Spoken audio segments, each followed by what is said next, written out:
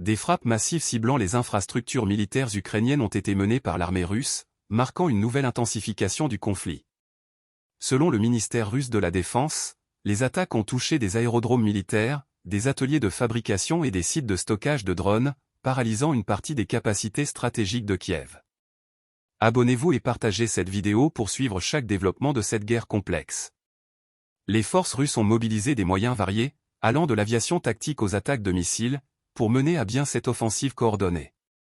Le ministère a précisé que ces frappes visaient à détruire des installations critiques utilisées pour l'assemblage et le déploiement de drones, tout en infligeant des pertes significatives aux concentrations de main-d'œuvre et d'équipements ennemis.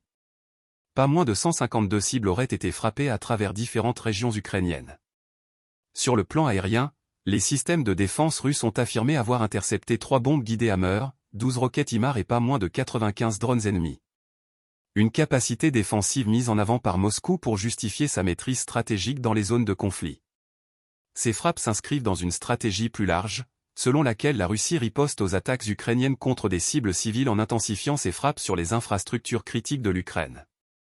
Les installations énergétiques, les centres industriels de défense, ainsi que les nœuds de commandement et de communication figurent parmi les cibles prioritaires, visant à affaiblir durablement les capacités militaires et économiques de Kiev.